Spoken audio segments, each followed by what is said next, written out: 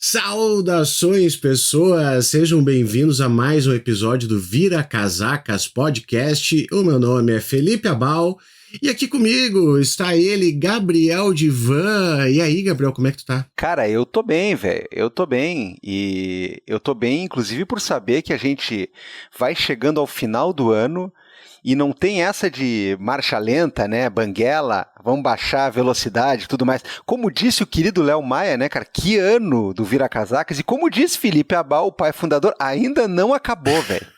Ainda não terminou, porque tem coisa, né? Ele pegou e falou agora da semana passada e eu já sabendo o que ia rolar nessa semana e na próxima, né? Eu digo, não, calma aí, né? Ainda tem os acréscimos pra gente jogar. Ó, a gente não costuma dar spoiler, né, pros nossos ouvintes, salvo para quem eventualmente é apoiador, né, tá ligado lá nos murais do Apoia-se, do Orelo, né, atenção. Mas vamos lá.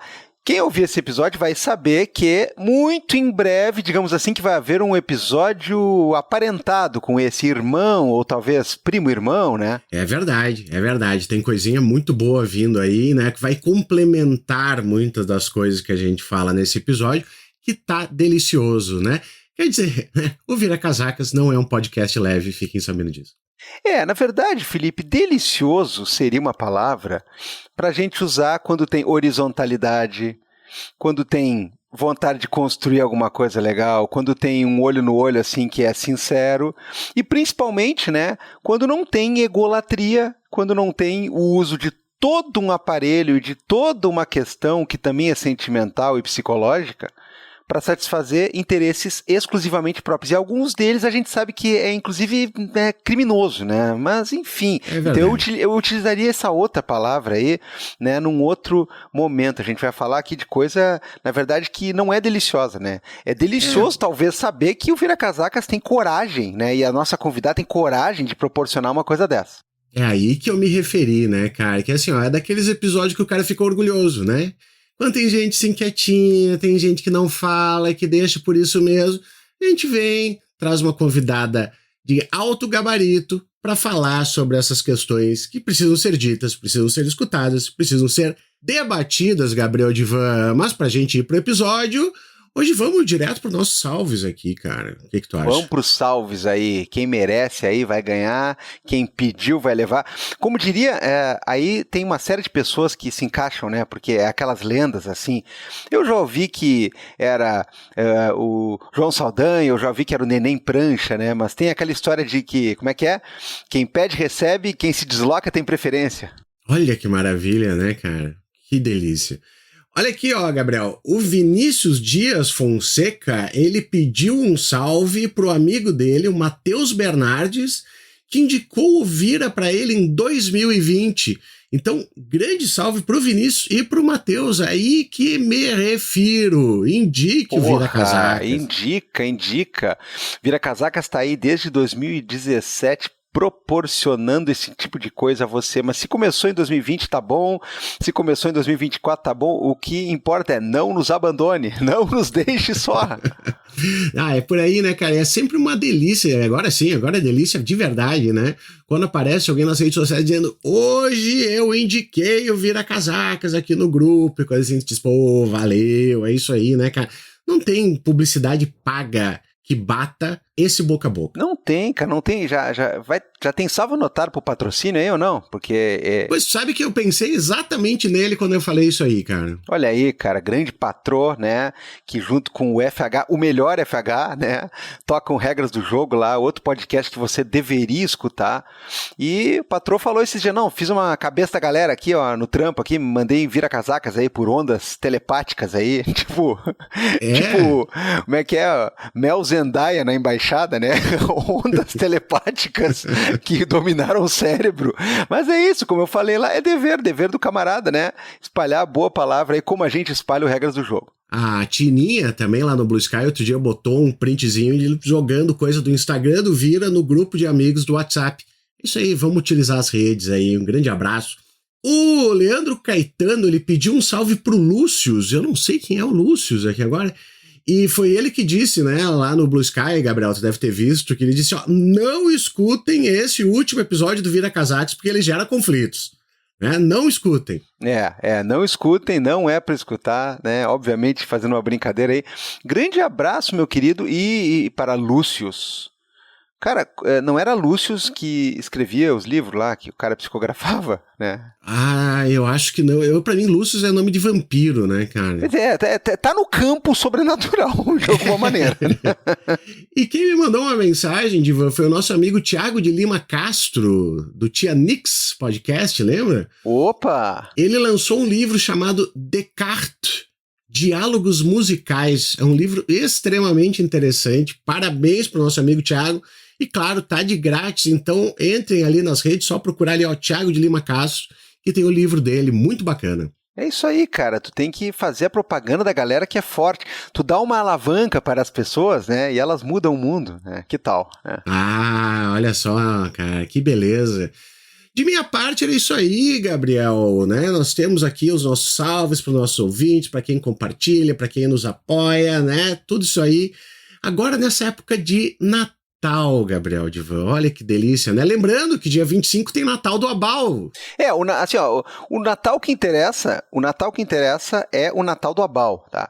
Que as pessoas ganham presentes assim, não é meia, qualquer meia aí, não é cueca, né, ruim, né? Não, é o Natal do Abal, é o que o apoiador do Vira Casacas merece, é sempre coisa boa, livro bom, é tudo de melhor, e é claro, para você participar do Natal do Abal, é simples, você apoia o Vira Casacas lá, ou no apoia.se/viracasacas, ou no orelo.cc, lembrando que você faz um login nessas plataformas e aí você escolhe a sua categoria de apoio.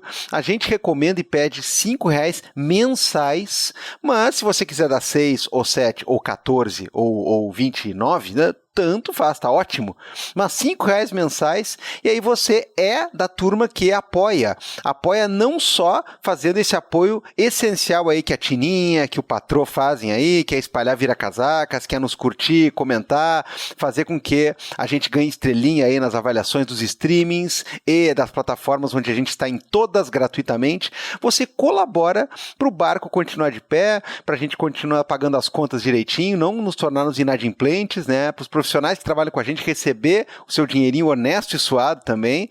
E aí você concorre todo mês a algum brinde maravilhoso, porque o Natal do Abal tá aí, né? Natal do Abal, Abal Esperança, Vira Casacas aí proporcionando presentes para você. O verdadeiro bom velhinho, os bons velhinhos. Vou te colocar numa fria agora, de uma coisa não combinada, então. Escolhe aí o que vai ser sorteado no Natal do Abal de dezembro. Ai, cara, escolher, meu. Puxa vida, cara. Tu acha? Livros? Você acha que coisinhas do Vira da nossa lojinha? Olha, eu acho assim, ó, a gente sempre sorteia duas coisas, né? Eu acho que dá pra utilizar aí, de repente, né?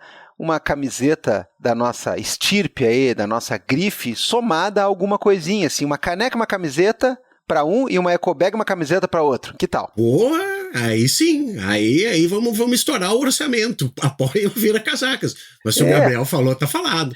Não, e outra coisa, né, pessoal, a lojinha do Vira Casacas é um sucesso. É um sucesso porque eu pude comprovar em loco esses tempos, né? Eu tava a fim de pegar uma camisa específica lá, já não tem na cor que eu queria, já não tem do tamanho que eu queria, já não tem nada, porque assim, ó, é uma loucura, cara, tá esgotado aí, né? Então a gente vai mandar uma camiseta e uma caneca pra alguém e uma camiseta e uma ecobag pra... Andaram dizendo, Felipe Abal, que ecobag, assim como o bigode, assim como fazer risoto, é coisa de esquerdomacho. Cara, ecobag é coisa de quem quer economizar nas sacolas plásticas, reutilizar uma coisa bem maior e melhor para carregar as compras e ainda por cima exibir o logo do Vira Casacas, meu. Então, você está por dentro, você está inside, entendeu? Quando você usa uma ecobag do Vira Casacas. Não, e é massa ali. O pessoal no mês passado ganhou ecobag lá no sorteio e são bonitas pra caramba, assim, eu acho que surpreende, sabe, Gabriel? O cara diz assim, mas mesmo ecobag. E daí quando chega, é massa. Então, eu acho que tá dado o recado, né, Gabriel? Nós temos o Apoia-se, nós temos o umapenca.com/viracasacas e nos sigam nas redes, né, cara? Segue a gente lá no Instagram, que sempre tem cortezinho da galera falando.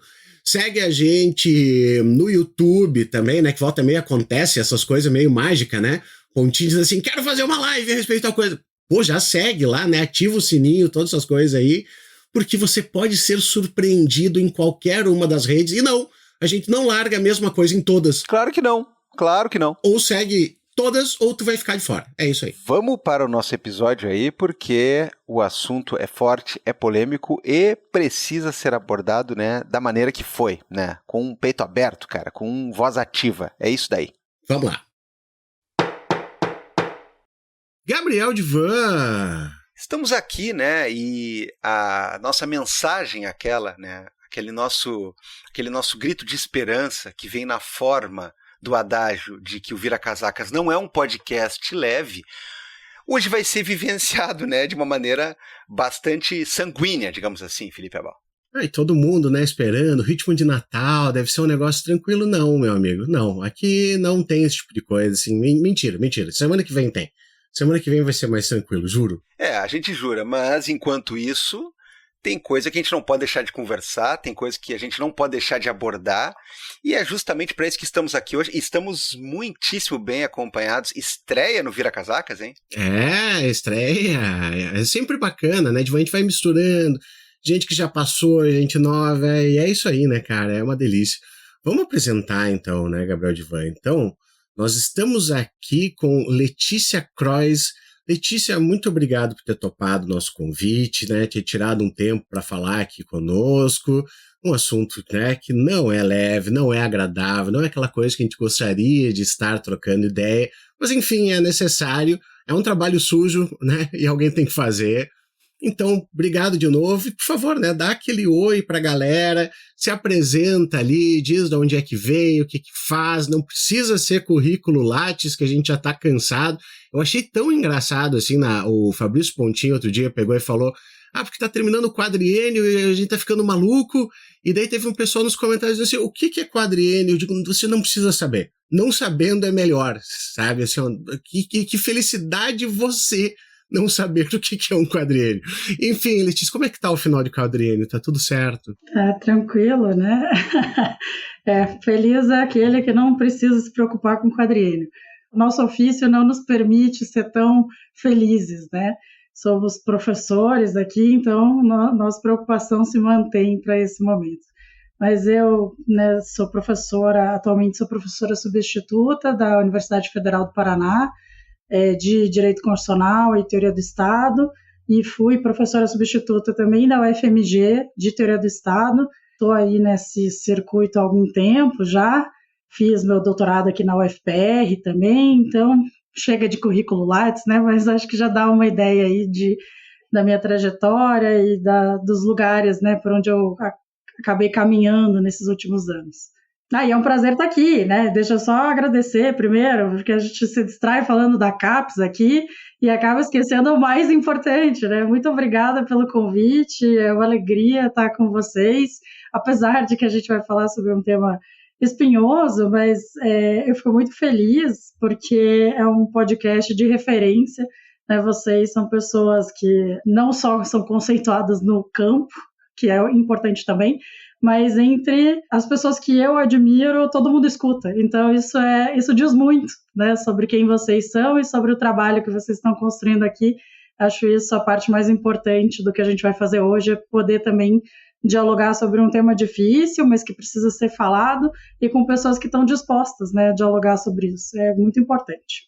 Eu, por mim, Gabriel, acho que a gente chama as dicas culturais, com esses elogios assim, já tá bom, a gente pode... Não, tô brincando. Infelizmente, não dá. Bem, a primeira coisa que eu digo é que o programa de hoje vai ter como um ponto de partida até meio óbvio, mas o que não faz dele um ponto exclusivo de chegada, a questão da série de denúncias e relatos veiculadas em reportagem recente do Intercept Brasil, que apontam o professor da USP, Alisson Mascaro, como perpetrador, como praticante de um número bastante elevado em vários graus de violências que vão atingir, inclusive, a questão do estupro no sentido literal, no sentido corriqueiro, em relação a alunos membros do seu grupo de pesquisa e orientandos. Eu falo no sentido corriqueiro porque, tecnicamente, pela lei, estupro pode ser um leque muito amplo de situações. Agora, eu me refiro a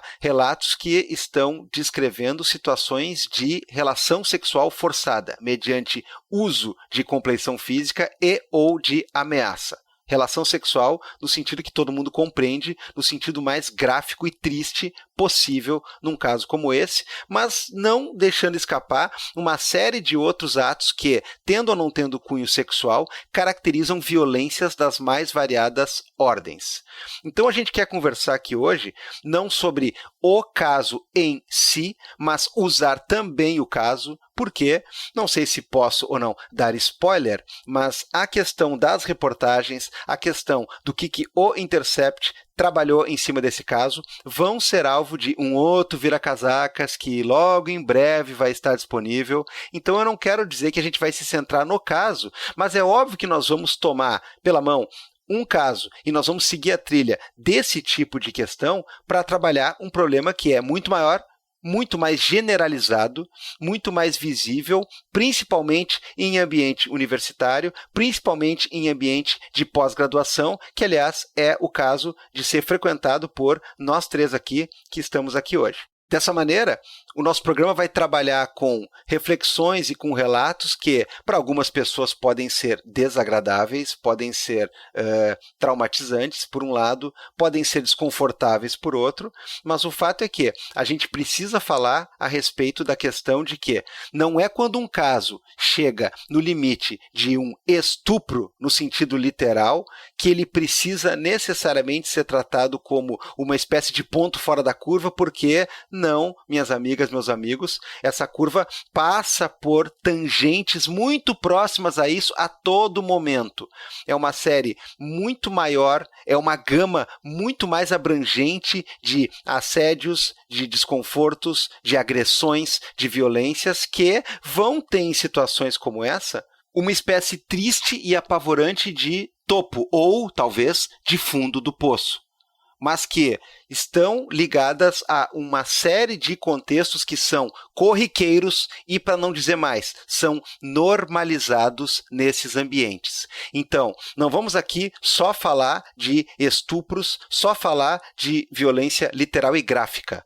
Nós vamos falar de uma série de elementos que fazem parte desse tipo de discussão e alguns, inclusive, infelizmente, não são sequer reconhecidos como violências, como abusos e como coisas que não poderiam acontecer e não poderiam ser aceitas. Eu, de imediato, então, passo a palavra para a Letícia, passo a bola, o microfone para ela, para que ela comece justamente a falar com a gente sobre essa questão específica, ou seja, a quantidade impressionante de coisas que deveriam estar transitando na seara do inaceitável, do errado, do que é identificado como algo que não deveria ser, mas que muitas vezes a gente acaba normalizando, a gente acaba trabalhando isso como se fosse o dia a dia, coisas que têm que ser aceitas, coisas que têm que se aturar, coisas que parecem que não são antessala para violências maiores e que não fazem parte da família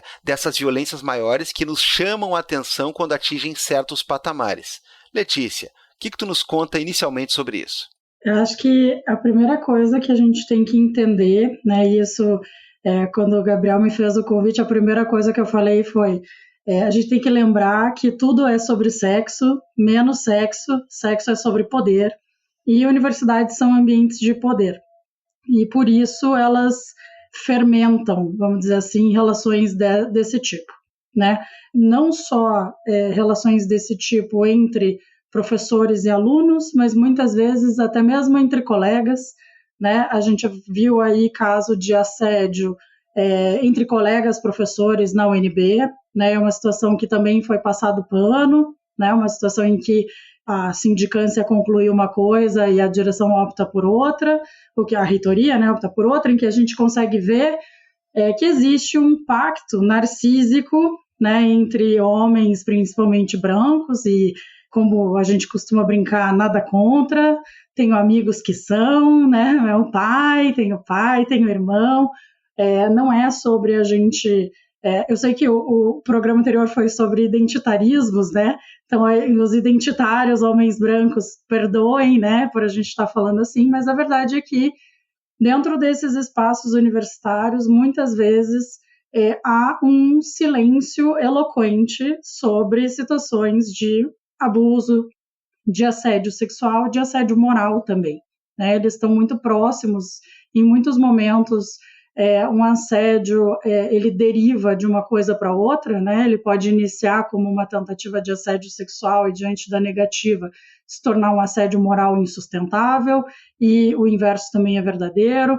Então, os assédios, eles são uma constante, e assim, quero só deixar claro que na minha experiência profissional, o lugar onde eu passei mais assédio moral na minha vida, eu tinha chefes mulheres.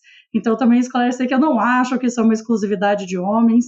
Eu passei situações, assim, indizíveis, inconcebíveis, que se a gente começa a relatar, assim, as pessoas vão dizer, não, mas não é possível que você aguentou isso tudo. O que é extremamente normal da gente ouvir quando uma pessoa relata assédio. A pessoa começa a relatar um assédio e ela diz, eu passei por essa situação, e aí eu passei por outra situação, e essa situação, em geral, vai escalando. E a primeira reação que a gente tem é dizer, mas você não pensou em fazer nada antes? Né? Não é possível que você deixou chegar nesse ponto?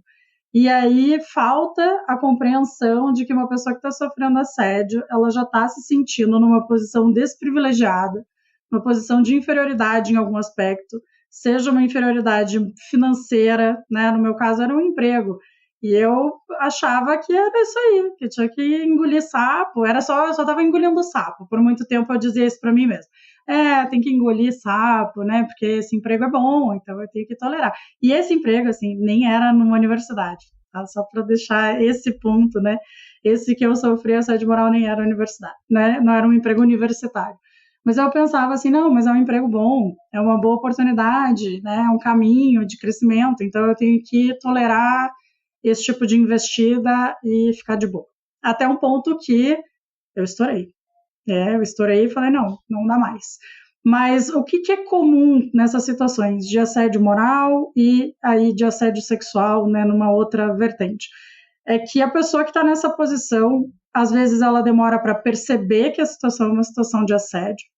Ela tem constrangimentos, ela se sente envergonhada de expor para o mundo que ela é vítima, ninguém quer ser vítima de nada, as pessoas, é horrível você se colocar nessa posição, né? Você dizer, olha, eu estou aqui incapacitada de reagir, ou eu estou numa situação em que eu preciso de algum tipo de auxílio.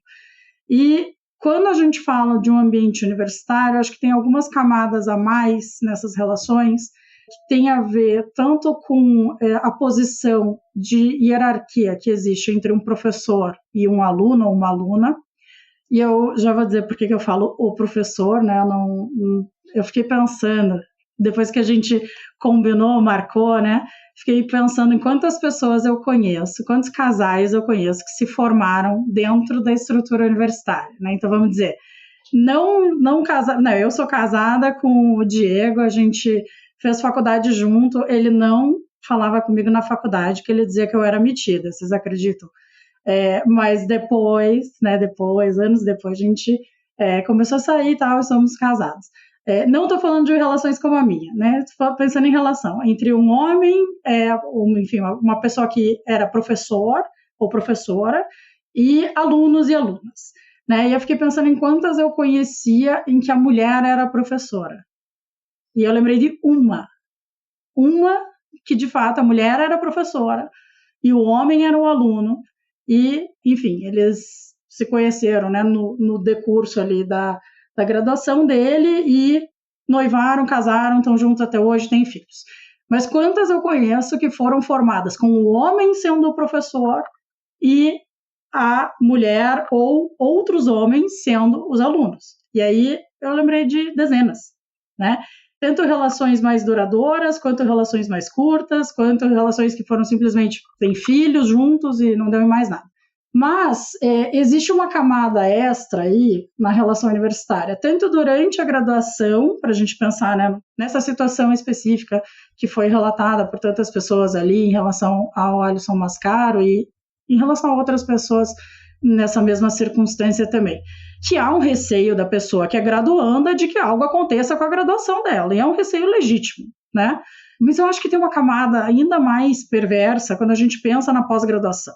né? Porque o sujeito que já decidiu que vai guiar a vida, né, para ir para a pós-graduação, primeiro que faz um voto franciscano, né, por um lado, porque já sabe que as potências, né, em relação ao ambiente universitário hoje em dia no Brasil não se comparam ao que a gente chega no setor privado, mas é uma pessoa que está disposta a enfrentar os desafios que são impostos quando você faz um mestrado e um doutorado, que é bastante coisa. E aí, o receio de você ter interrompido essa trajetória por você negar alguma coisa, ou por você se colocar numa posição até mesmo de vítima, é muito perverso. Eu acho que esse é um ponto de start assim, relevante.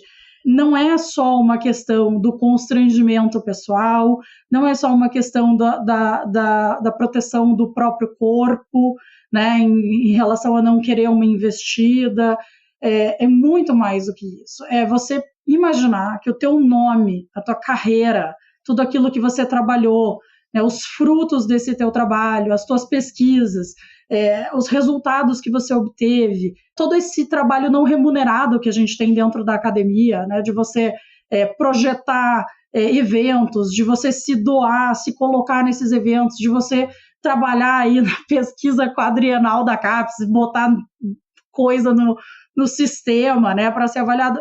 Tem tantos momentos em que a gente trabalha de forma não remunerada, principalmente quando a gente está no mestrado, no doutorado, sendo ou não bolsista, tem tanta coisa que a gente produz e que a gente pavimenta um caminho, sonhando que daqui a pouco a gente vai ter algum reconhecimento, que o nosso trabalho vai ser visto, que a gente vai ser reconhecido, que a gente vai ter a nossa produção vai ser levada a sério. Não basta você ser muito bom. Você pode ter pesquisas excelentes. Se você não projetar e não pavimentar esse nome no meio do caminho, dificilmente você chega lá. E aí, se colocar contra um grande nome, dizendo que esse grande nome te ofendeu ou te colocou numa posição de vítima, isso é um embargo, né? Isso é um obstáculo enorme para todo esse reconhecimento que a gente espera ter. Letícia, é muito, muito importante essa tua fala, né? E assim, eu acho que o meu lugar do divã aqui, às vezes é a gente fazer um pouquinho de uma reflexão a respeito até da nossa trajetória, assim, e do que foi feito, sabe? Porque, em primeiro lugar, traz muito bem a questão, né, de que sexo, né, tudo é sobre sexo, menos sexo, que é sobre poder. E a segunda, essa reflexão sobre a questão da docência como uma posição de poder. Por causa do seguinte, né? Eu acho, e por favor, eu não estou passando pano para ninguém aqui, tá? Mas assim, existe muito pouca reflexão, existe muito pouco até, vou falar em nível de treinamento, mas eu já retorno nisso aqui, em termos da pessoa ter uma estrutura psicológica para estar numa posição de poder. Para a pessoa poder estar numa posição de poder. Porque em um determinado ponto da tua vida, tu é chamado, diz assim, tem uma vaga de emprego, tem uma posição de professor, e você começa a ocupar essa posição. E essa queiram ou não, pode fazer sala com a turma em círculo, pode fazer o que você quiser. O professor está numa posição de poder. E tu tem que aprender a lidar com essa posição.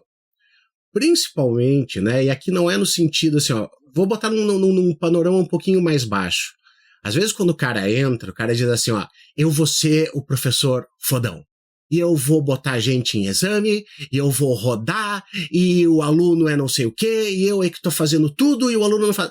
Isso já é uma questão que você está refletindo muito pouco sobre qual é o teu papel dentro disso tudo. E pode extrapolar para outros níveis. Porque vê só, uma coisa, gente, que assim, é comum, e por favor, eu não estou falando aqui que eu sou, bem pelo contrário, eu não sou porra nenhuma, tá? Mas quando tu tá dentro de uma estrutura dessas aí, né, e a Letícia até usou a palavra narcisismo, que eu acho interessante, né, porque todo professor tem que ter um quê de narcisista para te ficar na frente de todo mundo e dizer assim, cala a boca, me escuta, porque agora eu que domino o negócio, eu vou te passar, né? Como se pudesse ser feito dessa forma. Mas, enfim, tu te coloca nessa maneira, né? Nesse momento, acontece uma transferência, né? Tô falando aqui até psicanaliticamente falando, né? Ocorre um fenômeno que é de transferência, É diferente da transferência que você tem com o seu analista, mas é um tipo de transferência. E existe aquela frase famosa que diz que transferência é amor. Então rola o Divan, agora para quem não vê, assim, ele fez uma careta, mas transferência é amor naquele sentido de que, se ela é bem feita, você tem uma questão de cuidado. Acho que com todo professor já aconteceu de ter aquela pessoa que está lá ouvindo e ela está quietinha e não fala nada e tu diz assim, não está rolando, né? Eu não estou conseguindo alcançar. E no final do semestre ela vem e diz, olha, foi uma das coisas mais maravilhosas da minha vida, me tocou determinada fala tua, e tu não tem nem noção da importância que tu está tendo no momento da vida daquela pessoa, sabe? O que acontece também nisso aí é de, muitas vezes, acontecer da figura do professor ser idealizada, né? De achar assim, poxa, o Divan, ele deve ficar falando a respeito de processo penal e de todas as nuances da criminologia no dia a dia dele, deve ser ótimo de conviver com o Divan. E ninguém sabe qual é que é a real de conviver com o Divan, que são as coisas que as pessoas são pessoas, mas acontece aquela certa idealização. E o que eu digo disso aqui, gente? É que é muito fácil você se apaixonar por ser apaixonante. É muito fácil disso aí acontecer. E ninguém te dá um toque e dizer o seguinte, ó, esse Felipe, essa Letícia, esse Gabriel, que as pessoas acham que existe, ele não existe. Você tem que lidar com isso aí de uma forma madura. Até porque, aí vem um outro aspecto que é muito mais perverso, Letícia. Que é o seguinte, você entra nesse mundo, eu não vou perguntar a idade da Letícia aqui, tá? Mas quando a gente começou a dar aula, eu e o Gabriel Divan, a gente conviveu ainda com uma última leva de uma categoria de professor que era extremamente machista. Extremamente machista. O cara que era conhecido por parar a aula para olhar para a bunda da aluna quando ela entra atrasada. E é o cara que tu vai conviver na conversa, que tu vai conviver na sala dos professores, que vai vir, que vai te contar coisas com uma normalidade tamanha, assim, que sim, meus amigos, às vezes quando tu tem 20 e poucos anos e tem um cara de 60, que é macaco velho, que tem nome, que tem não sei o que, e fala, infelizmente, mas aí é o momento que tu tem que se rebelar e dizer, não pode fazer isso aqui. Cara, tu também tá numa posição abaixo e com medo, e que tu se questiona. Né? Não é tão simples assim como parece, né, no Blue Sky, gente, eu vou sair gritando que isso é... Não é fácil, é um negócio que tu tem que ter uma segurança, que tu tem que ter uma confiança, assim, muito forte. E por que eu digo isso aí? Eu digo isso aí porque é o seguinte, ó, uma conversa que nunca homens têm, ou muito raramente homens têm, de que maneira que esse machismo, de que maneira que tudo isso aí afeta também os homens. Né? Eu tô falando do meu lugar aqui, assim, sabe? E chegar e dizer, porra, isso aqui me afeta. Porque às vezes acontece esse negócio do, eu peguei e dei uma faladinha com a aluna, eu peguei isso aí, fui na festinha, e daí elas estavam lá, e daí... Bararara, e que isso aí também te ataca, assim, de um jeito tipo, será que eu tô fazendo alguma coisa de errado? Será que errado tô eu? Né? Será que eu sou um broxa? Será que eu sou um merda porque eu não tô fazendo isso aí? Sabe? Então tem muito dessas coisas também, né? Enfim, que a gente vai se colocando, mas assim, ó, Letícia, o que eu vejo é assim, ó, para nós homens, isso também atinge, e assim, ó, como eu tô falando, a gente não conversa sobre isso aí. Ninguém bate em nós, né? Quando tu entra na docência, que tu diz, eu tenho sonho de dar aula. Ninguém bate no teu ombro e diz assim, ó, cara, tu tem que saber lidar com essa tua posição. Tu tem que saber lidar com essas expectativas, né? Tu tem que saber lidar com todas essas coisas. Tu tem muito mais responsabilidade do que entrar numa sala de aula, falar as tuas coisinhas e sair de lá. Né? Vai ter gente te mandando e-mail, vai ter gente desabafando, vai ter tudo isso aí, assim. Então, eu não posso falar do outro lado e não quero falar do outro lado, porque não é a minha posição. Mas assim, ó, é difícil. Tô fazendo um trabalho de terapia aqui com vocês. Não, você sabe que eu vou pedir desculpa aqui, pedir licença para citar a Marília Mendonça, né? Grande pensadora que nos deixou, infelizmente, mas estava falando sobre o se apaixonar por ser apaixonante, né? Tem aquela música da Marília Mendonça, Desculpem, aqui ao meu lado, Eu abro uma exceção, não sou do sertanejo, mas eu abro uma exceção para Marília Mendonça, que cantou sobre todas nós mulheres, né? Que ela tem uma música que ela fala assim, me apaixonei pelo que eu inventei de você. E eu acho que, em alguns casos, as pessoas se apaixonam pelo que elas inventaram delas mesmas, nesse caso. Né? A gente tem pessoas que esse narcisismo é tão grande que elas têm certeza que elas são geniais. E não que não sejam geniais do ponto de vista teórico, né? Mas elas se sentem Aristóteles, né? E aí eu acho que às vezes tem que voltar para a realidade e entender realmente esse papel que a gente desempenha. E assim, eu sou uma pessoa que eu aparento, assim, pro lado de fora, eu aparento ser bem segura, todo mundo acha que eu sou super segura, e eu tenho várias inseguranças, assim, que eu deixo meio ocultas e tal, né? E uma das minhas inseguranças é que eu aparento ser mais jovem do que eu sou.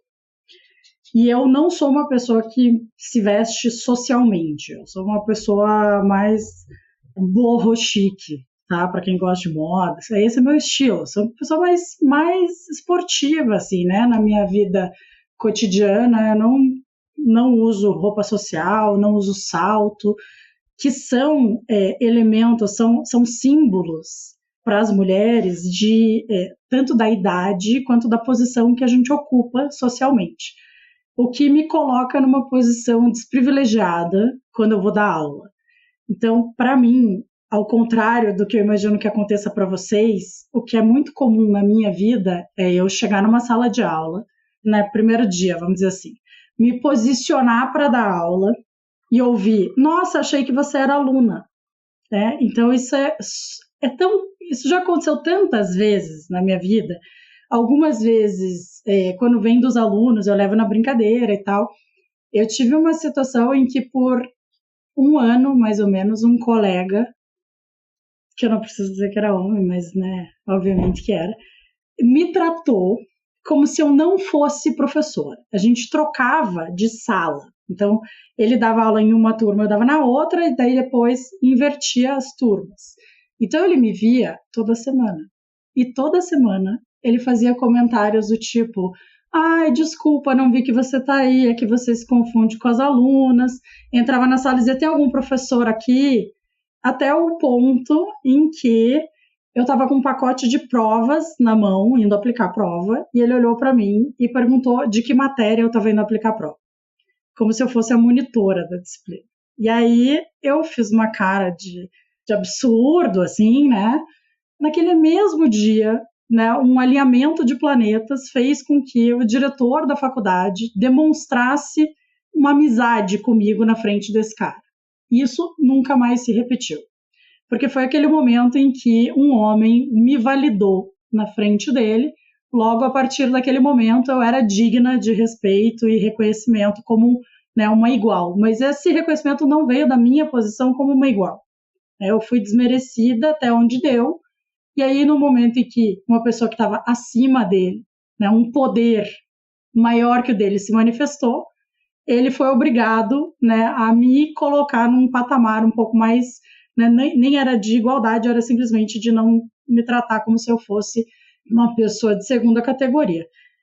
Mas, enfim, essas situações são constantes, né? E para falar de uma experiência pessoal, assim, uma coisa que eu até quando eu contei isso para o Gabriel outro dia no WhatsApp, eu falei para ele, olha, isso aqui você sabe e uma colega minha sabe, porque eu nunca falei isso para ninguém, mas sem dizer nomes eu vou compartilhar com vocês uma situação que eu vivi.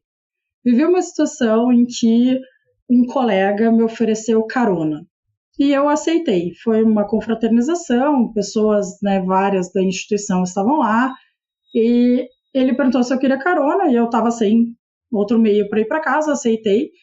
E na hora que ele parou na frente da minha casa, ele virou para mim e falou, posso te dar um beijo? E eu falei, pelo amor de Deus, você é casado.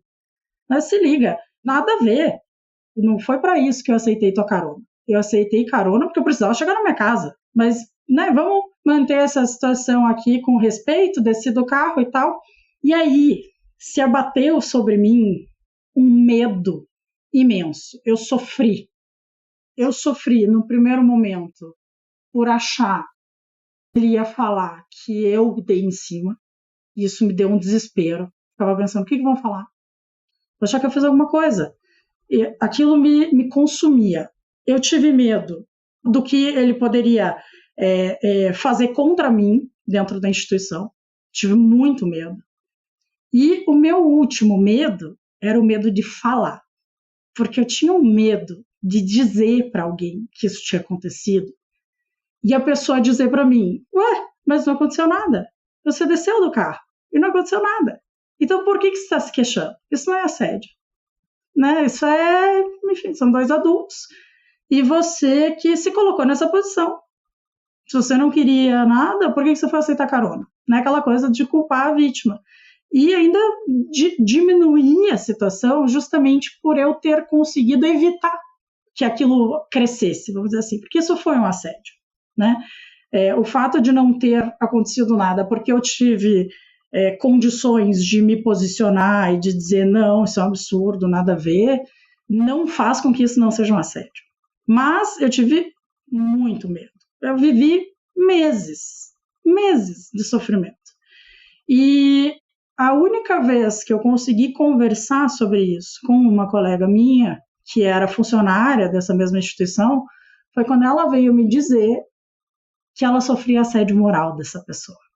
Ela veio me contar, olha, porque eu estou numa situação e tal, e começou a narrar o assédio moral, e aí eu comecei a chorar e falei, olha, eu vivi uma situação, e contei para ela, e ela falou para mim assim, olha, não me admira, não é a primeira vez, certamente não vai ser a última, que bom que você conseguiu escapar. E aí isso me fez refletir muito sobre, veja, eu nunca fiz uma reclamação formal na instituição, ninguém nem sabe que isso aconteceu. Eu nunca tive a audácia de querer fazer alguma coisa. E, né, sou uma pessoa que, enfim, tem pesquisas na área, né, do feminismo, que era presidente do Instituto de Política para Mulheres, e não tive coragem de fazer nada, né? Fiquei completamente inerte, porque o medo, né, ainda mais sendo uma pessoa que não está hoje numa posição estável dentro de uma universidade, né? Eu não sou servidora estável e não era, né, não tinha nenhum tipo de estabilidade, nenhum tipo de vínculo que me desse qualquer garantia naquela época, me fez agir com muito mais cautela, vamos dizer assim, em relação ao meu futuro do que em relação ao meu sentimento. Entre garantir, né, que eu não me sentiria mal com aquela situação de assédio que eu sofri, ou teria futuro no lugar onde eu trabalhava, eu preferi garantir o futuro. E isso é perverso. Você deixar uma pessoa ter que tomar essa decisão é perverso. É você dizer para essa pessoa que ela não pode, olha como é indigno, que a gente não pode ter as duas coisas ao mesmo tempo. E eu acho que isso, muitas vezes, é uma coisa que não é negada à maioria das pessoas, ou pelo menos à maioria dos homens dentro das instituições de ensino. E o que choca, no caso do Alisson Mascaro, é justamente que isso se dá numa relação entre homens. Né? E é por isso que a comoção é grande. É um momento em que, eu acho que se a gente for perguntar para as mulheres que eu conheço, todas já passaram por uma situação parecida com a minha, ou até pior, e o fato da minha ter sido até educada também era uma coisa que me deixava muito conflitiva sobre falar, né, as pessoas me julgarem mal, mas eu acho que a hora que a gente vê homens passando pela mesma coisa que eu passei, isso constrange mais, isso gera um constrangimento interno na universidade que é diferente, que causa esse tipo de reação que a gente está vendo agora. E aí eu ter pessoas que estão dispostas a falar não só sobre quando homens passam por isso, né, mas sobre como isso é uma constante dentro do ambiente universitário é tão importante, né, e dialogar não só sobre qual é o papel que nós temos como professores, que é de inspirar em algum aspecto, né, nem todo mundo vai se sentir inspirado por nós, isso é verdade, mas aqueles que se sentirem, né, que se sintam também confortáveis, que se sintam respeitados, né, com dignidade, mas também imaginar que a gente precisa ter mecanismos para abordar essas pessoas, não só os professores de outras gerações que estão dentro das instituições e que falam essas bobagens mesmo, a gente sabe, mas também professores mais jovens, né? E aí entra a figura que a gente fala muitas vezes do aliado, né? Quem é o aliado nessa luta? É a pessoa que está disposta a ser o chato do rolê e dizer, olha, talvez não para o professor, né, que está na beirando a compulsória, porque o que a gente vai mudar ali, mas nos mais jovens tentar fazer aquele, né, incutir um pouco daquele pensamento crítico do porquê, ou isso te leva aonde, né? Trazer esses questionamentos e tentar criar um ambiente um pouco mais confortável, eu acho. Olha, eu vou insistir num ponto que me parece uma questão crítica da discussão, que justamente é essa circunstância, né? A gente viu nos relatos a respeito do Mascaro uma coisa completamente assustadora, né? Ele é um homem grande, né? Então há relatos de que se impôs fisicamente sobre os alunos. Não, você não vai sair do quarto, não, vai tirando a roupa, não, vou sentar em cima da tua perna, vou te colocar, né, curvado na cama. Esse tipo de coisa é obviamente o que há de mais nojento e o que há de mais perverso e é o mais alarmante de tudo, né? De que a gente está vendo em termos de relatos a partir dessas notícias. Agora, tem uma coisa que a gente precisa realmente enfatizar, que ela vem antes disso. Porque se nós ficarmos só no ponto dessa agressão física, no sentido literal, né, na coisa do braço, né, se ficar só nisso daí, vai parecer que coisas como as que a Letícia falou e como outros exemplos, e como exemplos que não vão diretamente para a questão sexual, como se eles fossem de uma escala menor. E como se isso aqui fosse uma espécie de estopim que chama os holofotes, quando na verdade a gente tem outras coisas. Olha, eu vou trazer aqui uma ilustração que eu me lembro de um filme, e é um filme que eu gosto muito. Eu gosto muito do Ettore Scola, né, um diretor italiano, que fez o Feios, Sujos e Malvados, O Baile e tantas outras obras-primas. Ele tem um filme chamado O Jantar, La Cena, né? E é um filme muito bacana, assim, eu recomendo que todos vejam, já vai como uma espécie de dica cultural adiantada aqui. Ele se passa num restaurante onde a câmera vai transitando pelas mesas e tem vários microcosmos ali. Cada mesa tem uma coisa acontecendo e tem um drama e uma tragédia própria.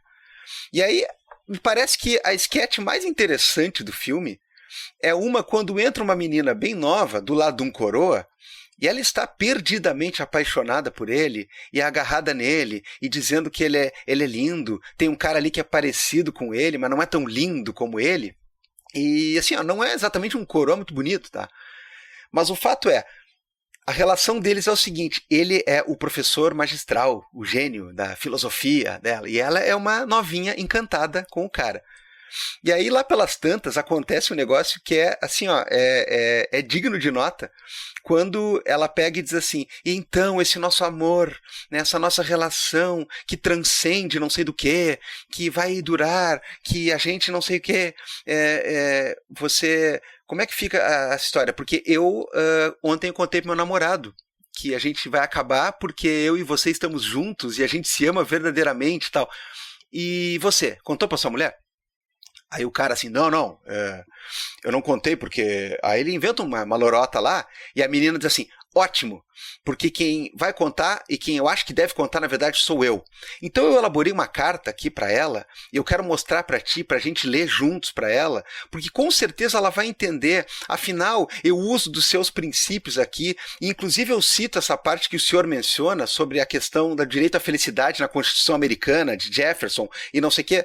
Aí o cara tem um chilique e começa, não, o que é isso? O que tu tá pensando? E começa a falar um monte de coisa extremamente grosseira com ela, porque ele entra em parafuso. E aí ela começa a chorar e diz assim, mas professor, o senhor disse no seu tratado sobre a universalidade dos direitos que a questão das relações da democracia... E aí o cara dá um esporro nela, como quem diz assim, cala a boca, guria, né? Para quieta. Que é isso? E de um jeito muito caricato, porque o cara é extremamente frágil, né? Ali o professorzão, todo genial, ali ele vira frágil, ele fica desesperado, né? Por quê?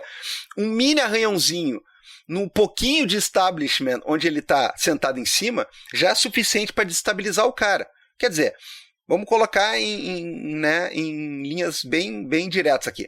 O cara tava comendo a gatinha, tal, e aí quando aconteceu de talvez aquilo escalonar para uma outra coisa e talvez perturbar o bom andamento da vida desse grande, genial professor, aí, né, despirocou geral.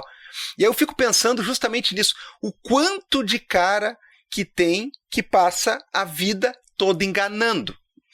Não, porque é impressionante o que se fala e o que se escreve de coisas muito bonitas, muito revolucionárias, muito, né, que rompem fronteiras, coisas que são disruptivas, coisas que são contra o sistema, que são a favor da potência, do desejo, do cacete. Isso aqui é impressionante. O que se fala é muito impressionante. Agora, tem cara que não banca 10% do que ele fala, e aí, vamos desculpar, né? Eu não quero ser grosseiro com uma comparação aqui, mas se o cara, sei lá, é engenheiro químico, né? Eu não quero, talvez, que ele tenha uma relação política e afetiva com o seu objeto de trabalho e de estudo, da mesma maneira que alguém que fica falando de direitos, de liberdades, de filosofias, de formas de ser e estar no mundo, porque aí, meu, se tu não banca absolutamente nada do que tu tá falando, e se essas grandes mudanças e revoluções e quebras de paradigma que você fica falando, se elas acontecerem, você, ao invés de, né, se sentir jubilado,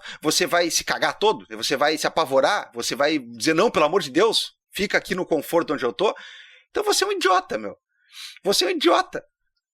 E aí que tá, é impressionante, porque não precisa chegar no caso de um estupro, de eu agarrar uma pessoa à força e arrancar a calça ou a camisa da pessoa à força. Não precisa chegar nesse ponto. Porque se o cara fica falando de emancipação, se o cara fica falando de, sei lá, o comunismo, se o cara fica falando de uma série de coisas assim, mas o próprio trato com as pessoas é um trato de suzerania e vassalagem, aí não adianta nada, cara. Então, assim, muito antes de haver um estupro no sentido mais carnal e grotesco da palavra, existe uma série de mentiras e uma série de incongruências. E aí, claro, né? Como a Letícia lembrou, a gente fala o professor, e é bom falar o professor, porque existem as professoras também, que também são abusivas e tudo mais. Agora, é numa proporção que é muito ínfima e é numa questão que vem bastante arraigada na questão do patriarcado, do masculinismo. Então, há sim muitas professoras, um tanto porque estão inebriadas por essa questão do poder, apaixonadas por serem apaixonantes, se considerando geniais, como falou o Felipe, um tanto porque também foi assim que aprenderam, né? Porque existe essa mitologia, esse fetiche na relação acadêmica no Brasil, que é uma coisa meio monástica, né? É meio nome da rosa o bagulho, você tem que se chicotear, e a banca tem que ser humilhante, e o trato com o professor tem que ser uma coisa assim, pelo amor de Deus, me dê atenção, e ele vai lá, né, e passa fogo na tua cara. Quer dizer, é uma coisa muito louca e acontece em relação a mulheres também, mas muito mais em relação a homens. E aí, nesse recorte ainda por cima que a Letícia lembrou, é uma coisa que ainda causa mais inaptidão para ser trabalhada, porque a gente vê nos relatos em relação à notícia sobre o Alisson que é uma coisa assim, ó, mistura culpabilização da vítima com negação da possibilidade de um cara tão genial como aquele ser um filho da puta, com uma série de outras coisas, e vai chegar sempre naquele papo assim, ó, mas o cara quis, né? Você percebe que todo mundo quis, a mulher quis, né? É o cara que foi lá e quis, né? E um dos relatos, inclusive, né, sustenta que ele teria dito para um cara diante de uma negativa, ué, mas você é gay? Como quem diz, toma aí, cara, né? Gay, ó.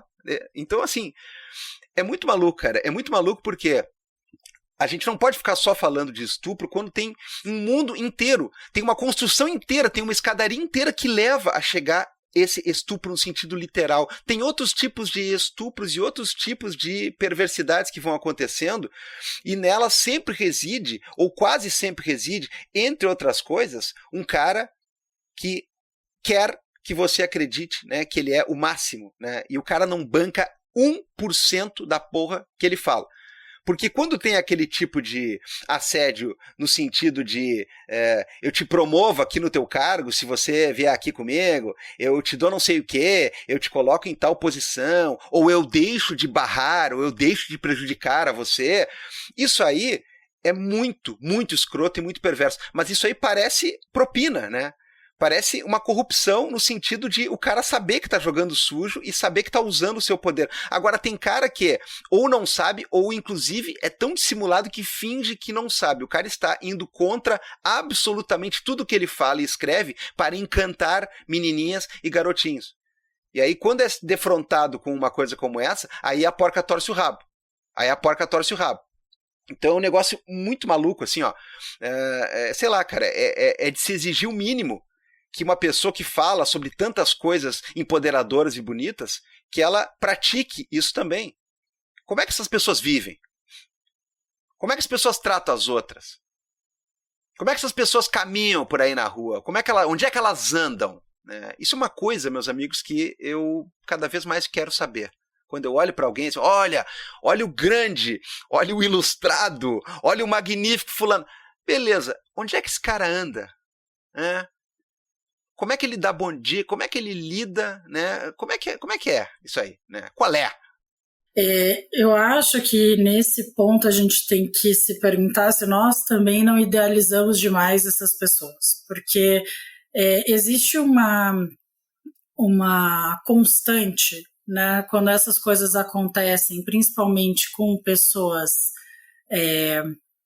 da esquerda, né, pessoas que nós admiramos, pessoas que nós respeitamos no sentido acadêmico, né, então que nós respeitamos a produção dessas pessoas, aquilo que elas contribuem para o debate, a gente enxerga nelas um potencial de transformação da sociedade, e a partir daquilo que elas produzem, né, do que elas escrevem, do que elas falam, mas a gente está vendo uma faceta do que essas pessoas são, né? O Abal falou no começo, assim, as pessoas idealizam a gente e não sabem que a gente vive como qualquer outro ser humano, né?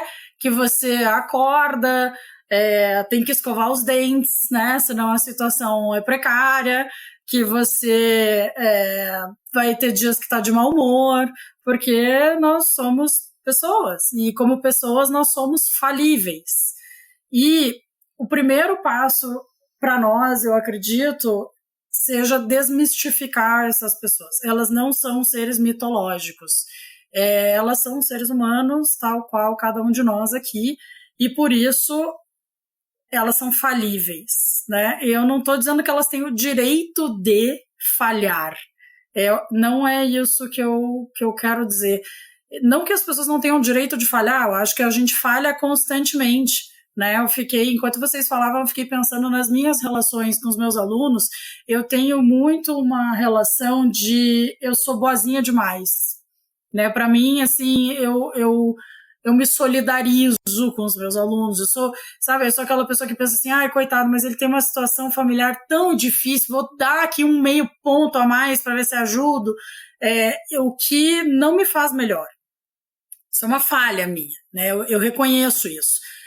Eu me deixo levar, às vezes eu sou muito afetiva, o que também é ruim, né? Porque daí eu acabo tendo várias alunas, principalmente, que estão em situações difíceis e que acham que eu sou um grande porto seguro, que eu não posso ser, porque eu sou professora, né? No próximo ano eu vou estar com outra turma, eu não tenho como, né, amparar essa pessoa por muito tempo. Minha vida tem outros desafios e isso acaba se tornando impossível. E, enfim, fora todas as inseguranças, né, que a gente estava falando antes. Então, nos é característico, como seres humanos, ser falhos, né, errar. E a gente muitas vezes olha para essas pessoas que são admiráveis no nosso campo, e principalmente que a gente concorda ideologicamente, e projeta nelas. A gente se apaixona pelo que a gente inventa delas, né? Voltando para a nossa Marília Mendonça. A gente projeta nelas algumas coisas. A gente imagina que elas fazem do cotidiano delas aquilo que elas pregam ideologicamente. E nem sempre isso é verdadeiro, né? Não que todo mundo vá deixar de viver aquilo que prega, eu não acho que isso seja verdadeiro. Acho que muitas pessoas vivem o que pregam, mas é natural que as pessoas sejam uma versão daquilo que elas nos mostram como a versão pública, vamos dizer assim, né? E a versão privada seja outra versão. E esse é um primeiro ponto. E aí, até uma coisa que eu acho que é muito complicada nesses debates é que, por vezes, como eu falei, né, no meu caso, eu não tive a audácia de me posicionar e eu tenho certeza, né, eu tenho certeza que se eu tivesse falado alguma coisa, eu teria ouvido que a aproximação que eu tive foi extremamente educada e que eu não sofri nenhum tipo de dano físico, logo que não existia assédio nesse caso. E eu tenho certeza que muitas outras pessoas, quando vão se posicionar em relação ao assédio, ficam na dúvida se elas vão ser levadas a sério. E isso, muitas vezes, vai demandar a existência de um grupo de apoio, de uma estrutura capaz de incentivar essas pessoas a falarem. E aí, quando essas pessoas se reúnem num grupo suficientemente grande para que a gente leve elas a sério e elas falam, pessoas aliadas, pessoas do mesmo campo ideológico vão dizer: estão querendo derrubar o cara, isso é porque ele é um cara antissistema, isso aí é coisa de ONG, como a gente ouviu nos 2 grandes casos de assédio esse ano, isso é coisa de ONG. Pelo amor de Deus, sério, gente, assim, essa é a parte que mais me choca, né? Porque parece que existe um complô imperialista para derrubar essas pessoas especificamente. Eu acho que os imperialistas devem estar mais preocupados com outras coisas do que em derrubar professor universitário, que já não é uma categoria, vamos dizer assim, com muito poder, né, no campo da república, vamos dizer assim, não influencia nada, né, no valor do dólar, na cotação da bolsa, nada. Mas as pessoas criaram na cabeça delas uma ilusão tão profunda em relação a essas pessoas que elas estão crentes que existe um complô internacional, imperialista, que está voltado a encontrar um tanto de maluco, sei lá, né, de gente conspiratória para derrubar um ou outro sujeito do cargo de professor universitário que eles têm. Assim, para mim é um desafio à lógica, né? Não faz o menor sentido isso do ponto de vista lógico, né? Mas ainda assim é uma constante, né? A crítica vem nesse tom e caramba, eu imagino assim uma pessoa que passou por uma situação como essas que foram relatadas ali, e aí essa pessoa ela encontra amparo em algum lugar e conta a história dela. E aí a reação das pessoas que ouvem é dizer: por que você está querendo derrubar esse cara? Imagina você nessa posição. Daí alguém questionar a tua história como se você estivesse querendo que o cara perdesse o cargo. Que se dane o cargo dele, na boa. Eu quero que ninguém mais tenha que passar por isso. Então isso é um ponto assim, central para a gente entender também qual é o nosso papel nisso, né? Eu não acho que a gente deva ignorar a presunção de inocência. Eu não acho que a gente deva ignorar que as pessoas têm direito ao contraditório, têm direito à ampla defesa e que isso é importante do ponto de vista do processo. Do ponto de vista social, eu acho que a gente precisa reconhecer que há a necessidade da pessoa ter muita audácia e coragem para expor uma situação que é vexatória como essa, que ninguém quer ser vítima disso. Não é algo agradável, não é algo que alguém queira, que alguém diga assim, hoje eu vou me passar aqui por uma vítima de abuso e assédio sexual para fazer meu nome. É a pior posição que você quer estar na tua vida, isso nunca vai ser agradável, né? Então, acho que esse é um primeiro ponto para a gente entender. E também entender que, por mais que o processo penal possa seguir rumos, não somos nós que vamos guiar esse processo, nos cabe também identificar que tipo de espaço a gente quer dar para pessoas que estão sendo acusadas desse tipo de coisa. No sentido de que não é que você... Aconteceu com o Boaventura de Souza Santos, né? De repente, ninguém mais pode usar a obra do Boaventura. Não é sobre isso. É sobre... A gente usa Carl Schmitt, tá? A gente usa um cara que filiou o seu partido nazista. E quando você fala desse cara em sala de aula de teoria do Estado e de direito constitucional, eu uso Carl Schmitt. Vou fazer o quê? Eu vou ignorar? Não posso, vou dar uma aula incompleta. mas eu falo quem é fazendo a crítica, dizendo, olha, sobre essa pessoa é preciso que se diga isso. E isso, claro, aí a gente vai ter que respeitar o contraditório para isso, mas eu não estou dizendo que a gente tem que abandonar, porque eu gostava muito do fulano que escrevia sobre isso. No mínimo, faça uma ponte. No mínimo, transcreva, né, o que está na nota de rodapé sobre essa pessoa, para que você, se quiser reaproveitar aí, né, os ensinamentos, possa também garantir que as pessoas saibam do que você está falando. Mas eu acho que, para nós, socialmente falando, a gente tem que acolher as pessoas que passaram por essa situação e não questionar a veracidade do que elas estão falando, porque é vexatório. Falar sobre isso é humilhante, você se põe numa posição muito delicada, tudo que você fala é questionado, existe uma presunção de que uma pessoa com esse currículo, com esse estrelismo, jamais colocaria tudo a perder por causa de um fulano igual você, um pé rapado, que não tem nem onde cair morto. É isso que a gente escuta, né? Você acha mesmo que ele ia pôr tudo a perder por causa de uma menina, por causa que é querendo... E vejam como isso é humilhante para a vítima. É dizer assim, você é tão coitada que ninguém colocaria a carreira a perder por tua causa.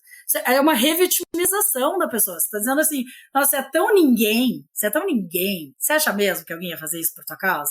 Então, assim, esse é nosso papel social também, é estender a mão para essa pessoa e não revitimizar ela dessa forma, né? E não ficar achando que existe um complô imperialista internacional que está focando em um ou outro. Que, pelo amor de Deus, gente, eu acho que as pessoas têm dignidade, né? Um mínimo de dignidade quando vão denunciar esse tipo de caso. É engraçado, né, Letícia, esse negócio do complô imperialista ali, porque só querem atingir o Neymar e os caras que assediam e tal. Impressionante, assim, né? Como a CIA tá focada em coisas diferentes atualmente, sabe? Mas assim, tem duas coisas, assim, que eu queria colocar dessa tua última fala. Primeira delas, assim, eu já falei várias vezes em rede social e eu vou reforçar aqui. Parem com essa merda de quando vem alguém assediar ou coisa assim, dizer só podia ser bolsonarista. Para com isso aí. Chega. Se N casos já não provaram que isso aí não é um problema de você ser bolsonarista ou de direita, porque assim, sempre vem alguém e diz, mas eu percebo que é bem mais lá do outro lado. Meu amigo, assim, vou te falar um negócio a respeito de rede social. Todo mundo vive numa bolha de rede social. Se tu passar um dia olhando o que acontece do outro lado, eles vão estar mostrando 682 casos envolvendo gente de esquerda que, sei lá, estuprou, assediou, fez isso, fez aquilo, fez aquele outro. Você só vê mais casos do outro lado porque você está aqui. Tá? Então, assim, parem com isso aí. Porque é uma das coisas que impede, sim, que a gente fale sério a respeito desse assunto. Para mim é tão PCO das ideias quanto tu falar que é um complô imperialista em cima do negócio. E segundo, assim, gente, como é difícil você ter suporte institucional, né? Suporte em qualquer lugar para esse tipo de coisa. Porque eu tenho uma guerra, Letícia. Minha guerra é contra o fascismo, contra a fome, contra o YouTube e contra o setor de recursos humanos. Me desculpa aí quem for do RH, mas assim, RH tá a serviço do patrão. Tá? E RH tá sempre louco para não se incomodar com esse tipo de coisa. Eu tenho uma raiva tremenda de assim, você passa por coisas ruins, né, do ponto de vista do trabalho, tu tem as tuas horas às vezes que não são reconhecidas, tu faz um monte de trabalho que ninguém dá bola, e daí vem o e-mailzinho do RH, estamos ao seu lado, precisando, vem aqui. Não tá. Tanto que se funcionasse todo esse tipo de coisa assim, você veria todo esse tipo de denúncia, vinda de aluno, vinda de funcionário que passa muito assédio moral, tá? Um negócio absurdo.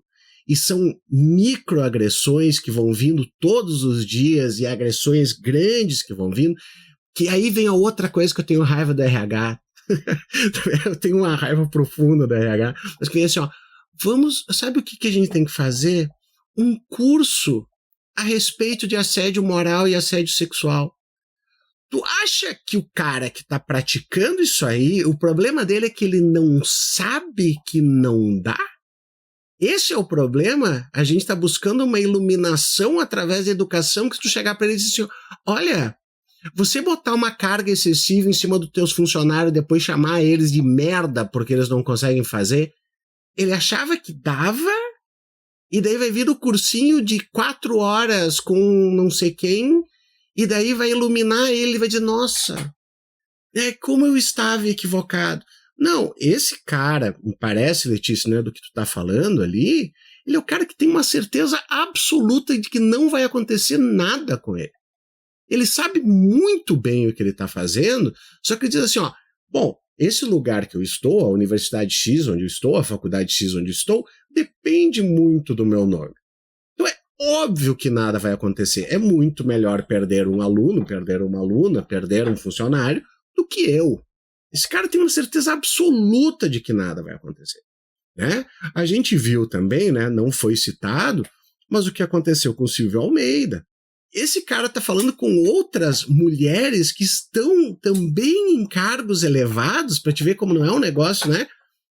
E achando que não vai acontecer nada, sabe? Então, assim, essa ideia também de, não, mas olha só, o compliance da empresa está funcionando porque existe um canal para fazer... Gente, esses canais não funcionam. O que a Letícia fala de ter uma rede é exatamente de poder, eu acho, né, Letícia? Ter pessoas que vão acreditar em você, que não vão deixar esse tipo de coisa se esvair. Porque se tem 1, 2, 3, 4 casos que a gente fala a respeito, gente, é porque existem centenas que não são falados. Tanto que o fenômeno mais comum que acontece é, aparece 1, depois aparecem 5, depois quando tu vê aparecem 20. Por que essas outras 19 pessoas não tinham falado? Estão se aproveitando do momento. Não, meu amigo. Existe medo, existe vergonha. O que eu fiz para que isso acontecesse comigo? Eu fico, de novo, na minha posição de homem, eu não tenho como imaginar, como saber, né? Eu não tenho como bater no ombro de uma mulher que sofreu e dizer, eu entendo, porque eu não tenho como entender. É impossível. Agora eu fico imaginando assim... esses rapazes, meninos, sei lá, no caso que diz assim, tá, numa dessas, eu sou hétero, ele chegou pra cima, o que eu tenho, o que eu deixei transparecer pra acontecer? Pô, tem muita vergonha, tem muito estigma, então é uma vergonha em cima da outra, em cima de um outro preconceito, em cima de outro, em cima de outro. São camadas e camadas que vão levar a isso aí, sabe? Então, assim, eu acho muito seguro, sabe, Letícia, quando as empresas fazem essas coisas, dizem assim, não, mas tá aqui um canal de denúncia. Esse canal de denúncia nunca leva para lugar nenhum. Existe uma ouvidoria que nunca vai para lugar nenhum. Ou quando vai, é uma questão de botar a vítima, a pessoa vitimizada, né? Vamos chamar de a vítima, que a gente já sabe que não é assim que vai, ninguém né? Ninguém quer ser. Mas que pega e de repente coloca, mas será que foi bem assim? Será que não foi bem assim? Pô, Letícia, isso aí aconteceu contigo, mas é porque ele te achou bonita. Tu é uma mulher bonita, sabe? Então, assim, acaba se tornando um negócio muito feio, muito triste, porque exatamente a coisa que é anunciada para te proteger, tu sabe que não é. Então acaba virando uma coisa em cima da outra. Não sei o que tu pensa, assim, Letícia, exatamente o que eu queria te perguntar é isso, né? Em cima desse negócio, desses canais que tecnicamente existem, mas assim, como é difícil a gente ver alguma coisa dessas aparecer dali, né? Olha só, foram feitas denúncias dentro dos canais adequados e aconteceu. O normal é um próprio caso que tu relatou, de que, existem 340 denúncias. Eles dizem, não, mas a gente acha que não, né? Não vai acontecer nada. Para quem assiste The Office, é tipo aquela caixa do Toby que tem as denúncias feitas internamente e que eu vou mandar para Nova York, que é uma caixa que fica dentro do escritório, né? O setor de compliance das universidades é tipo isso. Tem uma caixa lá que os caras colocam e nada é feito. Assim, honestamente, eu fico pensando, né? Como que alguém pode achar que a pessoa quer se aproveitar, né? Enfim, do momento para denunciar. O que acontece? Você passa por uma situação horrível e muitas vezes você não tem prova, né? Essas coisas são muito complicadas que ninguém... Gente, assim, pensa você numa situação desconfortável, essa que eu narrei, né? eu não gravei essa pessoa falando isso para mim. Eu não tenho como provar. O que eu tenho como provar é o que eu contei aqui para vocês. A ponto de eu não dizer em que instituição eu trabalhava, de não dizer em que ano isso aconteceu, de não dizer quem é a pessoa. Eu não tenho como provar o que aconteceu. E se eu for contraditada, o que vai acontecer? A pessoa vai dizer, não aconteceu nada disso. Isso aí é fruto da imaginação dessa pessoa.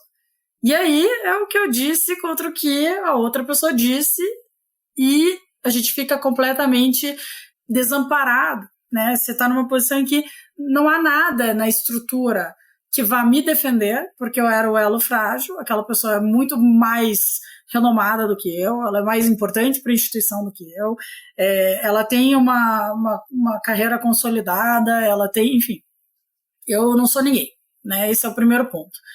E aí, quando você tem mais denúncias, quando você tem mais gente falando, olha, eu também passei por isso, a minha situação foi essa, foi aquela, é como se, não é idêntico, mas é como se a gente sentisse que há provas, há meios de comprovar que eu não fui um caso isolado, que isso não aconteceu só comigo, né? Assim como eu me senti confortável de falar sobre isso quando uma pessoa expôs para mim que sofria assédio moral, e foi o momento em que eu senti acolhimento e falei, agora eu posso falar sobre isso, porque eu sei que essa pessoa não vai duvidar do que eu estou dizendo. E esse é um ponto crucial, porque as pessoas começam a falar quando outro caso já surgiu, porque talvez esse outro caso tenha algum elemento extra de materialidade, tenha uma mensagem no celular, uma foto, né, algo mais chamativo, algo que possa ser utilizável em um processo penal. E aí você pode abrir o teu histórico ali, sabendo que, embora você não consiga comprovar a materialidade, isso se evidencia por uma prática reiterada, né? E é por isso que essas redes de apoio acabam sendo importantes para que as pessoas falem, para que as pessoas comuniquem, né, e exponham o que aconteceu com elas. Ninguém, em sã consciência, vai sair fazendo acusações que não possa comprovar, porque isso também é motivo para você ser processado.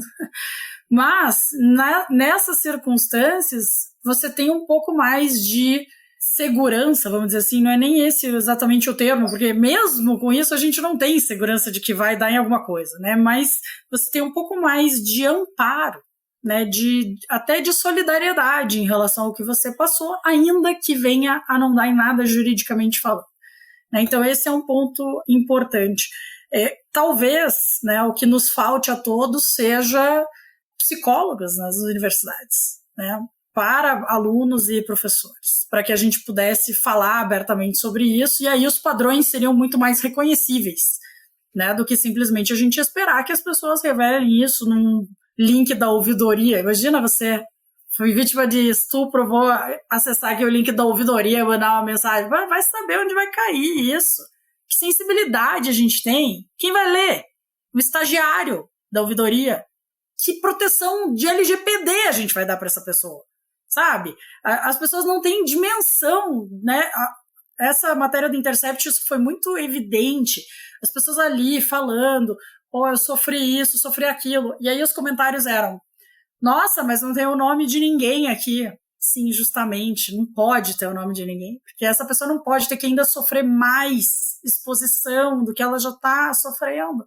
Ou ainda, né, as pessoas falando, acho que também esse lance, né, de serem homens, isso traz um machismo, uma outra faceta, né, do machismo, que é esse momento em que o homem é colocado numa posição que ele vê normalmente como a posição que a mulher está, né? E aí que é a posição do assédio e enfim, da objetificação e tudo mais.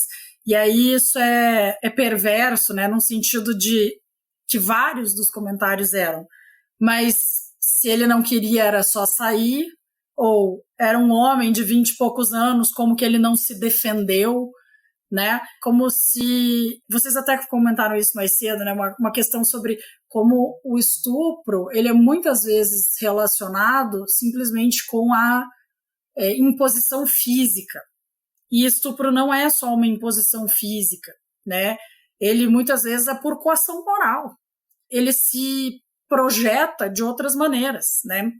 E tem um vídeo que foi produzido, acho que foi na Inglaterra, me perdoem os ingleses se não for, mas que era sobre como identificar se algo é estupro relacionando com o chá. Não sei se vocês já viram, que a pessoa chama uma outra pessoa para tomar chá, né? Então eles vão tentar explicar quando é estupro relacionando com isso. Então, eu vou colocar aqui a chaleira para esquentar. Eu te convidei para tomar chá. Então, você chega na minha casa, senta aqui, vamos tomar um chá? Vamos. Eu pus a água para esquentar. A pessoa diz, mas eu não quero mais tomar chá. A partir daqui é estupro. A água terminou de esquentar. Eu digo, vamos tomar o chá? A pessoa diz, eu não quero mais tomar o chá. A partir daqui também é estupro. Se eu coloco o saquinho na xícara, enfim, na caneca, e venho com a água quente e digo, né, vou pôr a água aqui já, abri o saquinho do chá, hein? Aí a pessoa diz, eu não quero mais tomar chá. A partir daqui, também já é estupro. Se eu coloco o chá, coloco a água, produzi ali o chá, fiz o chá para você, e você pega na tua mão, cheira e diz, eu não quero mais tomar chá. A partir daqui, também é estupro. Se eu tomo um gole do chá e eu digo, não quero mais. A partir daqui também já é estupro. E se eu disser para essa pessoa, poxa vida, mas eu fiz o chá para você e agora você vai me fazer essa desfeita? Não acredito. E eu forço essa pessoa a tomar o chá, isso também é estupro. Porque ela não queria. É uma coação moral. Eu imponho a ela um ônus que ela não deveria ter. Né? Eu imponho a ela um medo, um receio dela me magoar, me ferir de qualquer maneira. Então, quando a gente transporta isso para a relação entre pessoas, e aí a relação entre aluno e professor talvez seja mais complexa nesse sentido, é que a gente vai ter toda essa idealização da pessoa que está fazendo o chá, a gente vai ter toda essa idealização do que significa ser convidado para sentar à mesa e tomar um chá com aquela pessoa que eu tanto admiro. Né? Olha que oportunidade você teve de poder se sentar com o seu, sei lá, ídolo, com a pessoa que você admira tanto, a pessoa que você quer ser no futuro. E agora você não quer mais tomar chá com ele? Exatamente. E aí entra toda essa carga moral, né? Do porque a pessoa não negou, porque ela não foi embora, porque não se defendeu, porque às vezes as coisas são muito mais complicadas do que você dizer que não quer tomar chá. Né? Tem muito mais coisa ali né, nas profundezas dessas relações, e ainda esse medo, né, de você ter projetado uma carreira, de você ter projetado todo um objetivo futuro dentro de uma pós-graduação, e isso ser interrompido, ou você ser ridicularizado, achincalhado, diminuído, de parecer que você quer, sei lá, acabar com a carreira de outra pessoa. Eu, honestamente, me sentiria muito desconfortável se dissesse assim, você acabou com a carreira desse fulano aí que você está dizendo. Seria péssimo. Né? Então, todas essas nuances ainda ficam no ar, né? E por isso é tão complicado a gente ver os comentários. Vamos ignorar por um instante os comentários dos sujeitos da teoria da conspiração imperialista. É ONG fazendo isso. Não. Vamos ignorar isso. Vamos pegar das pessoas que falam por que não denunciaram antes? Se tinham 20 e poucos anos, por que não se defenderam? Por que foram até a casa do cara? Não sei vocês, eu frequento a casa da minha orientadora, que é fantástica. É uma pessoa extremamente acolhedora. Eu conheço diversas relações de orientando e aluno que são exatamente assim, com muito respeito, com muita troca, e com total confiança, total certeza de que isso jamais se colocaria. A pessoa vai para esse ambiente tomar o chá, crente que aquilo ali é um chá. Quando ela entende que aquilo ali não é que se coloca o problema, né? Que se coloca uma situação que por vezes é uma escolha impossível, a pessoa se vê completamente acuada, né, nessa posição. Olha, a gente acabou até falando muito en passant por uma coisa que precisaria também ser comentada, porque tem uma relação direta, né, com o nosso assunto estopim, digamos assim, que é a própria relação de orientação, né, desses dois casos que nos machucaram bastante, porque são pessoas que nelas residia muita admiração por nossa parte, residia muita esperança de muita coisa, que é o ex-ministro Silvio Almeida e o próprio professor Alisson Mascaro, né? Alisson, orientador de Silvio. E aí, claro, não posso me furtar de perguntar, né, ou de me perguntar, o que uma pessoa aprende, né, numa orientação como essa, e não que signifique necessariamente um plano exposto de ação ou de proceder, mas até o que a pessoa aprende também no sentido velado, no sentido silencioso, né? A gente copia e a gente se inspira muito nessas pessoas, né? Como, e aqui, desculpe pela imagem pobre, né? Mas é como a questão do filho para os pais, né? Daqui a pouco o filho está imitando, está falando coisas do mesmo jeito, né? Então, pode até ser uma questão de um proceder, uma estratégia que foi combinada, que foi alardeada, quanto pode ser uma coisa que você visualiza e internaliza, né, de uma maneira até quase que, né, por osmose. Mas eu acho que são 3 coisas aqui que são diferentes, né, e as 3 me preocupam, cada uma de uma maneira, né. O caso do Silvio me parece aquilo que eu associo bastante àquela questão de corrupção. E eu não estou igualando os conceitos, nem diminuindo, né, o abuso sexual. Mas me parece aquela coisa que está apoiada, né, com umas perninhas muito finas, muito frágeis, mas se ninguém der um peteleco, ela continua apoiada ali. Que é o cara acreditar realmente que nada vai acontecer, o cara ter exemplos de sucesso que fazem com que ele note até onde ele pode ir sem supostamente nada acontecer, e o cara inclusive ser de uma grandeza e de um tamanho que também está um pouco escorado e blindado por esse outro lado, ou seja, ninguém vai vir me derrubar aqui. Percebam como foi extremamente, parece que não, porque foi um desfecho muito rápido de troca de cadeira, de pasta, de ministério, mas é uma coisa extremamente traumática. Você tirar um expoente, uma figura que rendia tarimba e popularidade para um governo, por um motivo como esse.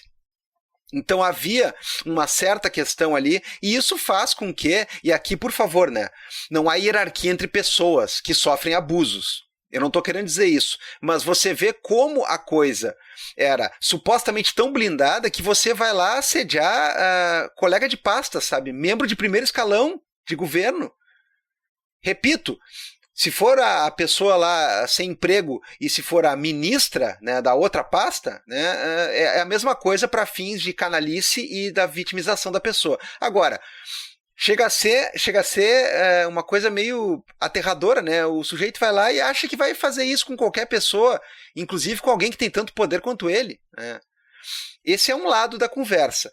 O lado do Alisson é uma coisa que está envolvendo alguns outros contornos, né, que quem eventualmente conhece histórias e conhece aproximações sobre elas e que leu reportagens e tudo mais, também já consegue sacar que ali havia um certo componente até meio cultista, né, digamos assim, né? Havia uma coisa bastante problemática naquelas relações que eu mesmo já disse aqui no podcast, né? Eu acho bem engraçado alguém que vai falar certo tipo de coisa, que vai falar de lutas e emancipações e tudo mais, mas existe, né, um lance piramidal bastante arcaico, né, na forma como é tratado o mestre. Eu sou o discípulo do mestre. Isso aí é papo de seita vagabunda, na minha opinião, com toda sinceridade, tá?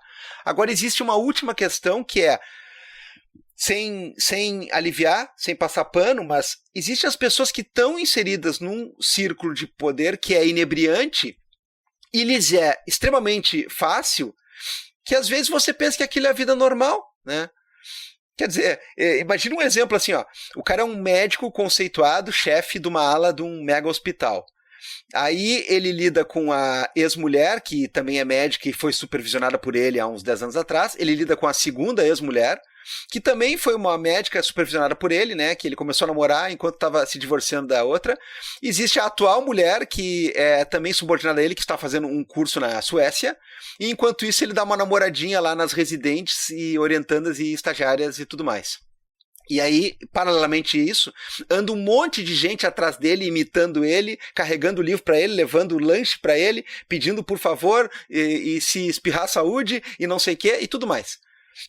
É muito engraçado que, assim, vamos supor que todas essas relações são consensuais, quer dizer, a mulher do cara tá lá não sei onde, a menina que tá afim do cara tá afim mesmo, sei lá eu, né? Os caras que estão ali querendo vaga pra ficar junto dele na cirurgia, pra ficar sendo o pupilo, né? Eles admiram verdadeiramente, vamos dizer que o cara tem qualidade verdadeira, porra, né? É um puta médico, né? Vamos colocar tudo isso. Então, assim, não existe aqui nada do tipo forçoso, literal, não existe nada de abusivo no sentido gráfico, físico e tudo mais. Mas, vamos lá, se esse cara pisa fora desse hospital e tira o crachá e tira o jaleco, ninguém sabe quem ele é, né? Não tem ninguém lá fazendo salamaleque pra ele e, quiçá, nenhuma mulher nem olha pra cara desse cara na fila do supermercado ou no balcão do bar, né? Não sei, eu seria extremamente frustrado na minha vida se eu vivesse num circulinho de poder onde, exilado desse pequeno círculo, eu não sou mais nada, eu não sou admirado por mais nada, ninguém gosta de mim por outra coisa, e todas as relações que me satisfazem de várias maneiras estão ligadas a um único lugar, né? Estão ligadas a um único hospital. Agora tu troca o hospital pelo ambiente da universidade, é exatamente isso que a gente vê todo dia, isso é muito normal.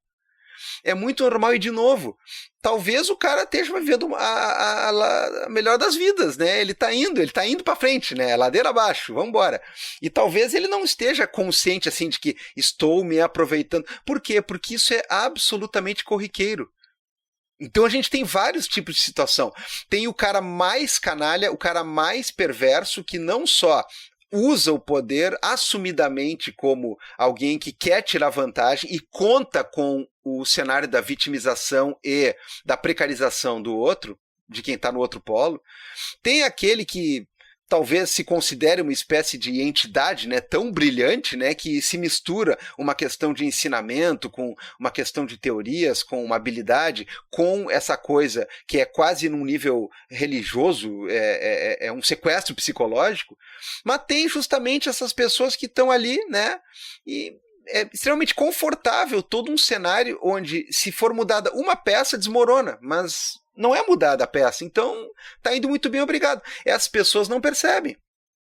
Elas não percebem que tudo que ela tem está vinculado a um cenário e a um feixe de poder. Isso é uma coisa muito, muito triste e é muito complicado, assim. Eu repito, eu me sentiria extremamente frustrado, né? Talvez eu não possa nem dizer isso, porque talvez se eu tivesse inserido e se eu quisesse me colocar numa situação assim, talvez eu seria um que não ia notar ou que ia fazer pouco caso porque está muito me favorecendo. Agora, eu acho extremamente frustrante isso daí, né? A pessoa, ela está vinculada a um papel, a uma espécie de jogo de cena ali, né? A uma hierarquia, a um contexto, e fora daquele contexto, zero, nada. Será que isso não faz alguém se perguntar assim, porra, lá eu sou um verdadeiro príncipe lá num contexto, e no outro aqui eu não sou ninguém, eu tô abaixo do cu do cachorro, né? É uma coisa muito maluca, mas de fato, nesse último cenário, talvez tenha muita gente que nem note, que só tá assim, curtindo, porque afinal de contas, né, é de se curtir, o cara só tem vantagens, o cara só ganha, né? Eu até tentei aqui por pontos do que você estava falando, porque acho que tem muita coisa relevante. São muitas nuances, né? Nunca são relações, assim, binárias, simples. Muito pelo contrário, por isso é tão difícil falar sobre, expor, desfazer, comprovar, né? Porque a gente tem muitos elementos nessas relações, né? A relação, por exemplo, do Silvio e da Aniele, eu acho que tem dois elementos importantes. Primeiro, da gente pensar, né? Uma das coisas que foram ditas até sobre a Aniele foi porque ela não falou sobre isso antes, né? Como sempre.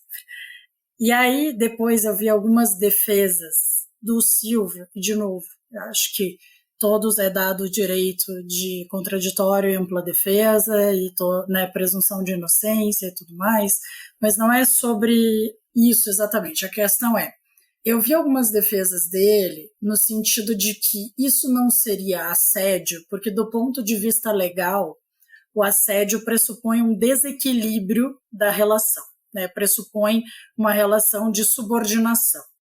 E é por isso que normalmente a gente vai pensar que a pessoa que sofre o assédio sexual é a secretária, né? A gente tem até uma figura inclusive inferiorizada, muitas vezes, no ponto de vista, né, da linguagem popular, justamente por essa característica. E a gente acaba ocultando que ali existia uma relação de subordinação. Não porque os dois eram ministros e por isso eles estavam numa posição de igualdade, mas porque a pasta que a Aniele gerenciava não tinha orçamento próprio em 2023. Né? Foi um ministério criado no primeiro ano de governo Lula e que por isso não tinha orçamento próprio. E por isso todas as atividades dessa pasta passavam pelas finanças do Ministério de Direitos Humanos. Então, é sobre poder. E naquele momento, ele exercia uma função de poder sobre ela, porque tudo aquilo que ela quisesse fazer dependia da boa vontade do ministério dele em aprovar financeiramente, né, em contribuir financeiramente para aquelas atividades. Então, existia um desequilíbrio de poder ali. Eles estavam nominalmente numa posição de igualdade, mas na prática, e olha como é perverso, de uma forma oculta, porque ninguém sabia disso até que isso foi revelado. Isso não era uma coisa dita, olha, o Ministério da Igualdade Racial depende, nesse momento, financeiramente. A gente não era uma coisa que estava exposta, né? É uma coisa que veio a ser exposta justamente porque essa relação foi descortinada, né? Vamos dizer assim. Então, esse é um ponto relevante. Eu até vou guardar aqui essa questão final que eu estava falando sobre o médico para daqui 2 minutos, mas vou dizer uma coisa que pode parecer meio maluca, mas enfim, a gente está, né, já falei outras coisas, talvez até piores hoje, então tá tranquilo. Essa coisa da pessoa se colocar numa posição de eu quero que me chame de mestre, eu quero que se refira a mim de uma determinada maneira, etc.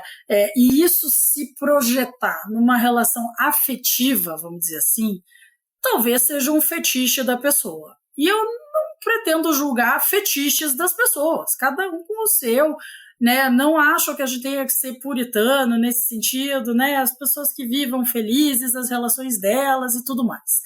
A questão não está na relação afetiva. A questão está numa relação que é supostamente profissional ou acadêmica e isso se projeta, né? Então, para que não pareça que nós 3 aqui somos, sei lá, quase que puritanos, sei lá, Amish, estamos aqui falando, julgando o fetiche. Não, nós não estamos aqui julgando o fetiche das pessoas. Elas que vivam plenamente felizes o fetiche que elas têm. Até decânter humano a gente aceita, não tem problema nenhum, galera. Vai lá. Tá tranquilo. A questão não é sobre isso. A questão é sobre isso se projetar, se colocar numa relação que deveria ser profissional ou acadêmica, ou os dois em alguns momentos, e se impor como uma dominação, como uma expressão de poder que vai derivar para um assédio sexual ou algum outro comportamento que é considerado inadequado para esses espaços. E aí eu acho que essa questão que você citou, Gabriel, do médico, né, desse sujeito que vive ali, esse ambiente controlado dele, nesse ambiente controlado ele é, sei lá, um maioral, né, ele é, sei lá, grande coisa.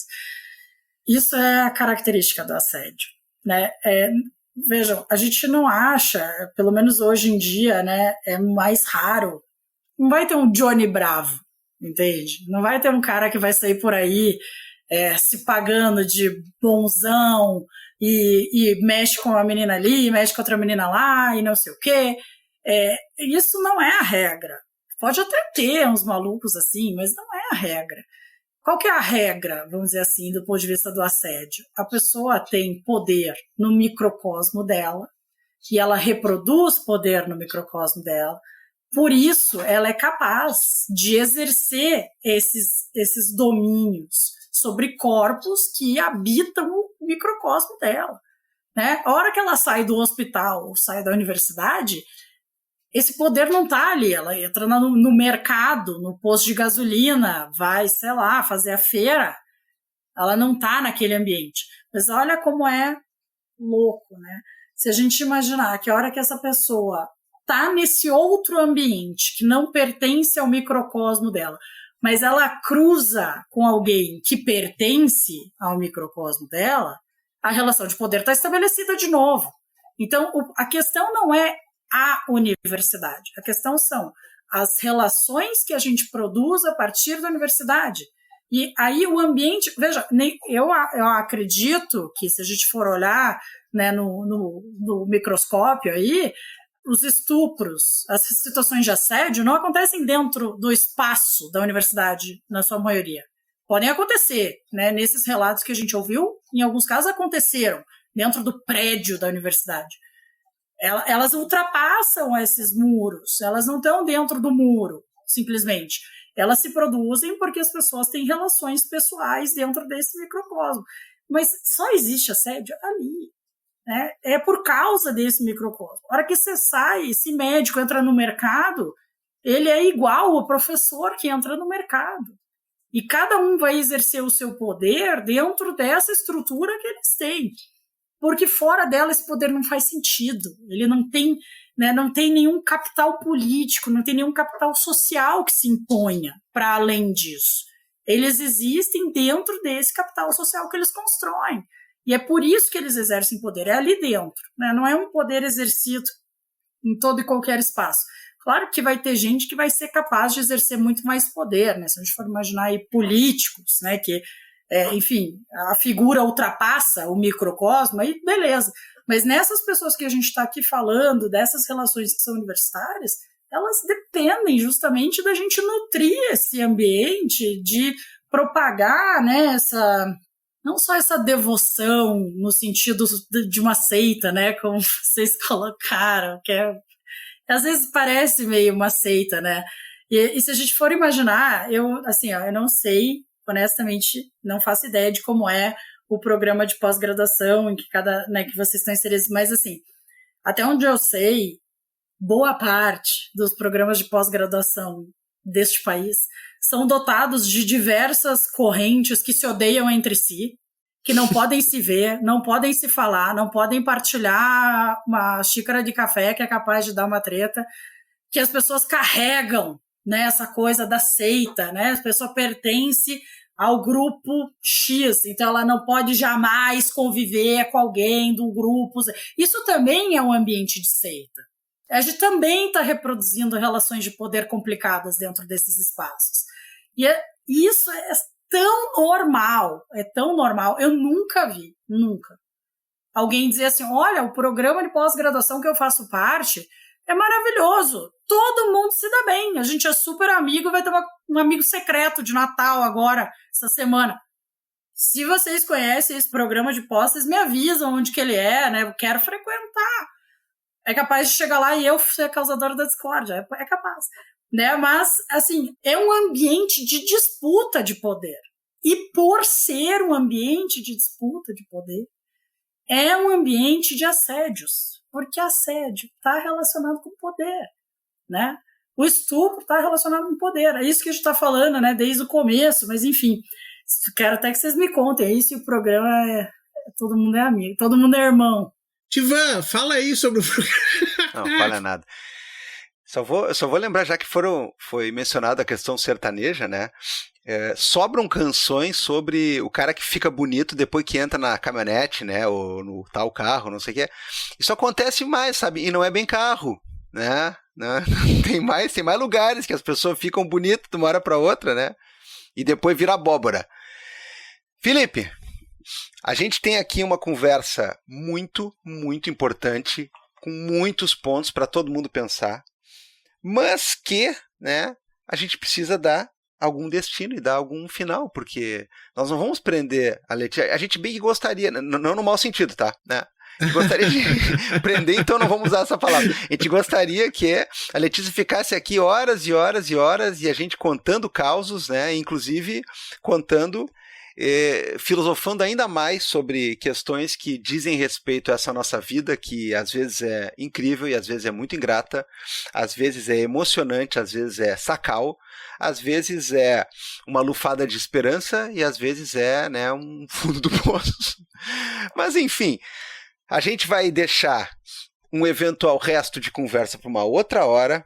já nos comprometemos aqui, né, com todo mundo que vem aqui e arrasa, como foi o caso. A gente diz, olha, a primeira coisa é tem que voltar. Segundo, tomara que agora que veio pela primeira vez, a gente possa abrir essa porteira, né? Tem vezes que passar a boiada é no bom sentido, né? Tem vezes que não é exatamente ruim essa metáfora.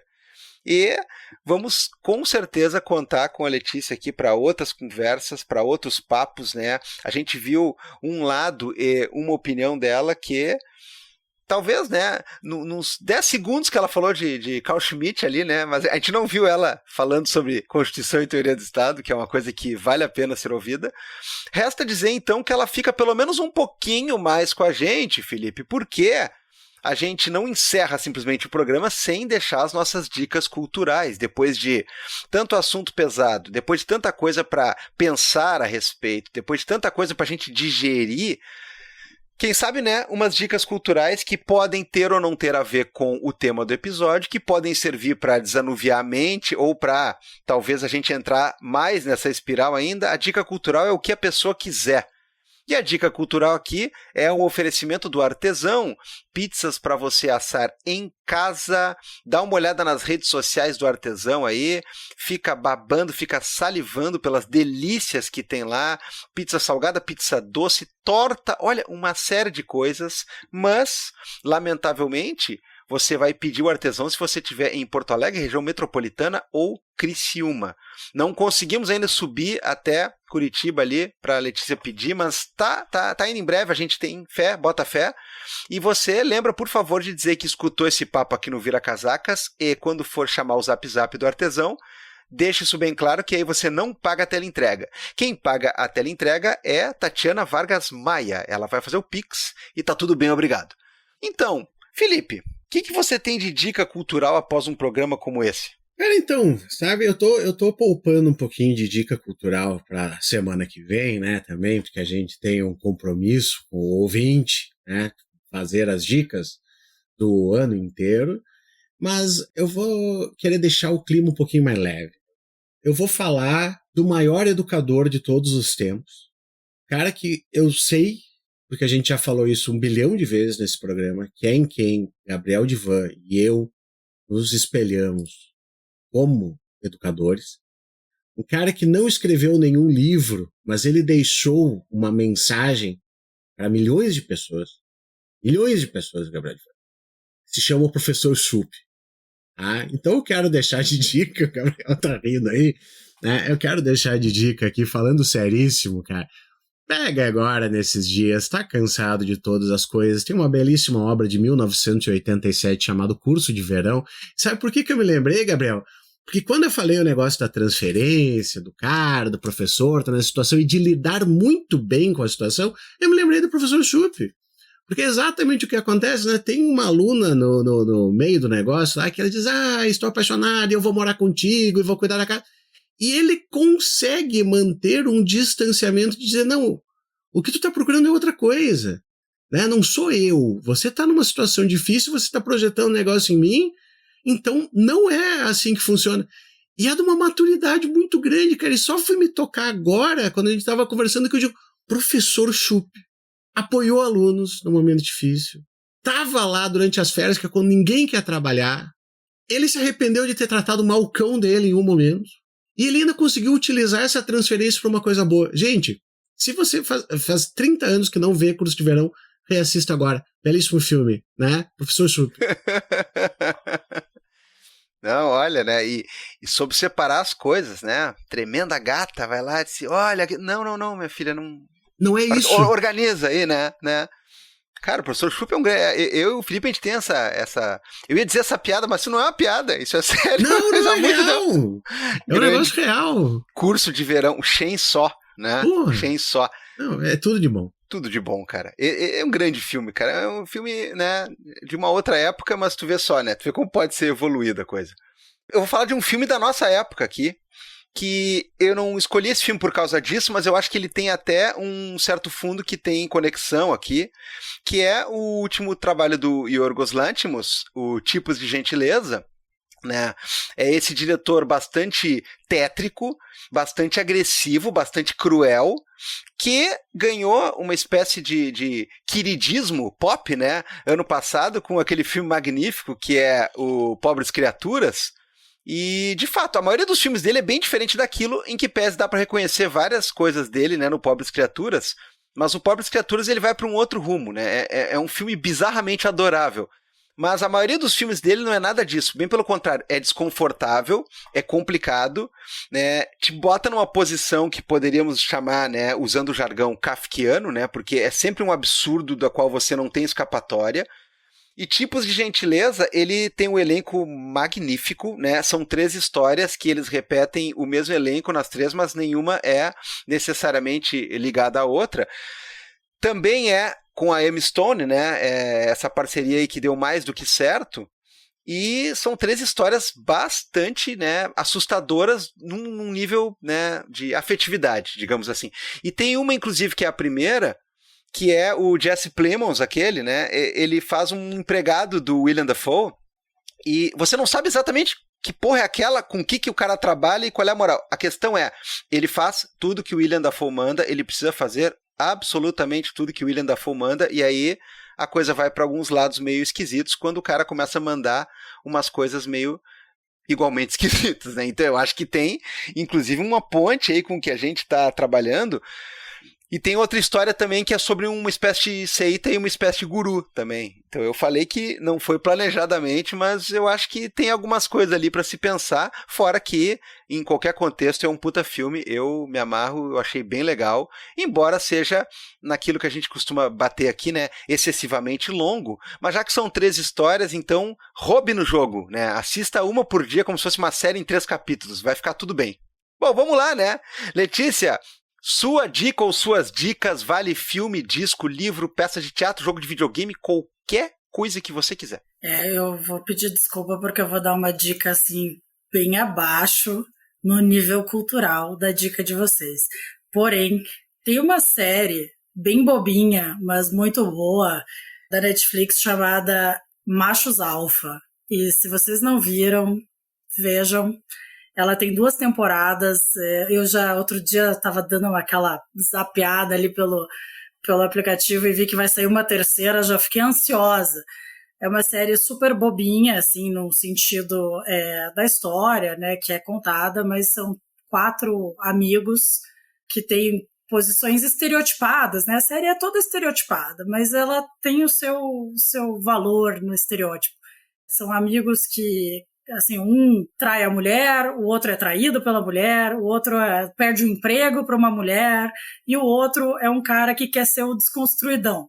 E eles vão fazer um curso de machistas em desconstrução. E é fantástico, né? Assim, porque você vê esses estereótipos, muito do estereótipo se transporta, vamos dizer assim, para a vida real, assim, de algumas pessoas, mas até o cara que é o machista em desconstrução, na verdade, tem muita desconstrução pela frente, e eu acho que isso o brilhantismo, assim, da série, de levar temas que, para nós, muitas vezes, né, para nós mulheres, eu quero dizer, muitas vezes são chatos da gente ter que ficar falando, assim, né, do tipo, pô, tá vendo, olha o que você tá fazendo, isso aqui, eu já falei que você é machista e tal.